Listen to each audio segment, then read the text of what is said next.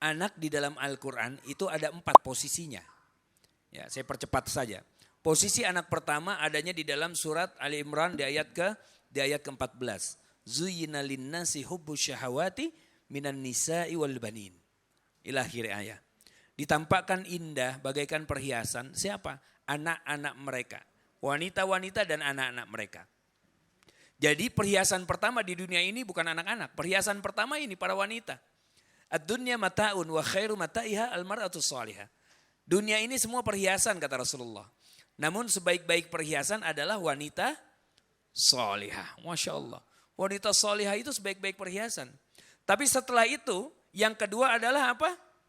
Wal banin. Dan anak-anak mereka. Anak-anak jadi perhiasan. Kapan? Saat anak-anak ini ternyata selalu dibangga-banggakan oleh orang tuanya. Kadang-kadang orang tuanya ridha untuk menurunkan harga diri mereka agar anaknya terlihat lebih tinggi. Ini lihat anak saya nih, Masya Allah udah hafal 2 juz. Padahal saya juz amma aja gak gablek-gablek kayaknya. Gak beres-beres. Itu kan dia merendahkan dirinya agar anaknya kelihatan wah begitu ya. Padahal tidak seperti itu. Kalau masih seperti ini tandanya orang tuanya masih menjadikan anaknya sebagai perhiasan. Ini yang pertama. Yang kedua, ada posisi anak bagi orang tuanya adalah sebagai musuh. Di dunia maupun di akhirat. Di dalam surat At-Taghabun di ayat ke-14 Allah berfirman, Ya ayyuhalladzina amanu inna min azwajikum wa auladikum aduwwan lakum fahzaruhum. Ila akhir ayat. Wahai orang-orang beriman, sesungguhnya di dalam diri pasangan-pasangan kalian dan juga anak-anak kalian itu ada musuh-musuh bagi kalian. Fahzaruhum, maka waspadalah kalian kepada mereka. Pasangan bisa jadi musuh, bisa banget. Ada orang yang sama pasangannya itu ribut aja, ya. Bahkan satu rumah sih satu rumah. Zahir badan sama-sama ada di tempat tidur, tapi hatinya nyangkut kepada mantan terindahnya.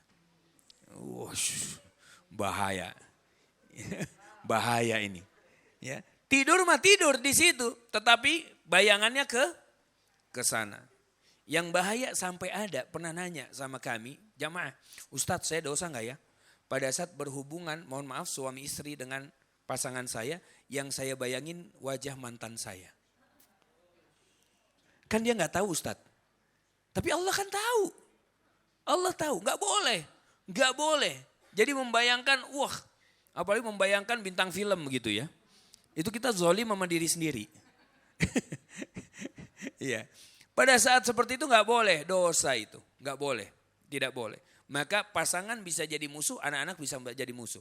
Sekarang lihat banyak berita yang di sosial media misalnya atau di berita-berita bahwa ada anak yang membunuh satu keluarga. Ada nggak? Ada, diracun satu keluarganya.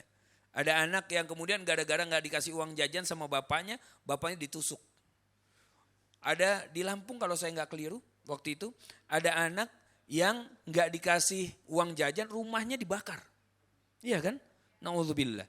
Itu di dunia aja udah jadi musuh, apalagi di akhirat nanti. Mereka pasti akan saling bermusuhan antara satu dengan yang lain. Itu yang dimaksud dari ayat ini.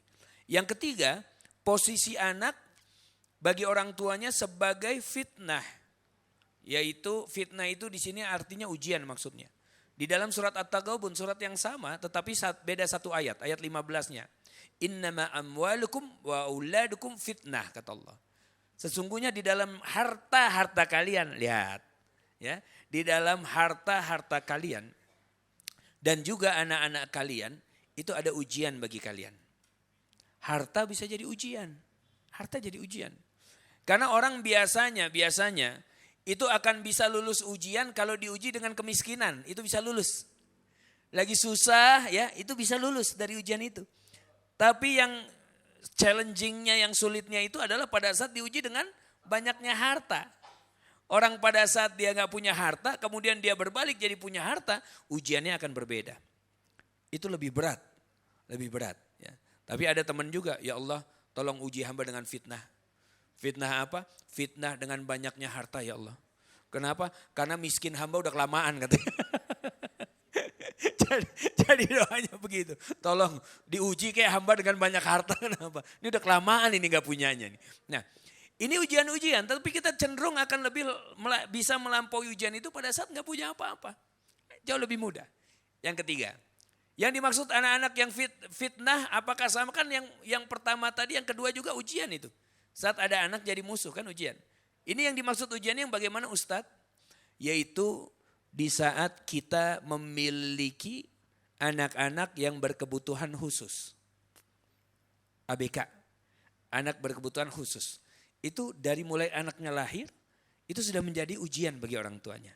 Kan ini anak bukan nakal seperti yang awal. Seperti yang tadi, bukan jadi musuh, bukan. Karena dia juga gak nyambung sama dunia ini, gak nyambung.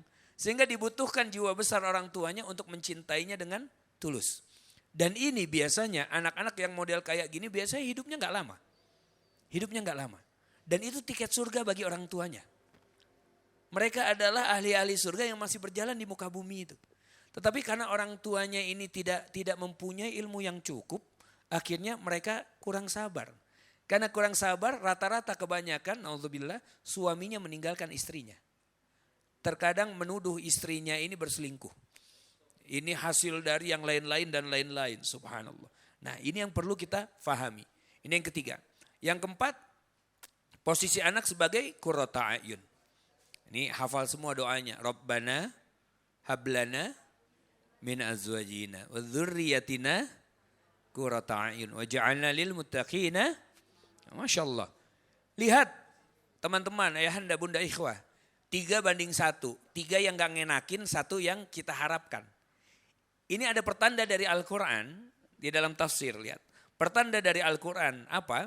Pertanda bahwa untuk mendapatkan anak yang kita harapkan perlu effort yang jauh lebih kuat, lebih keras. Ini dia. Gak bisa ujuk-ujuk anak itu tiba-tiba baik semua, gak bisa.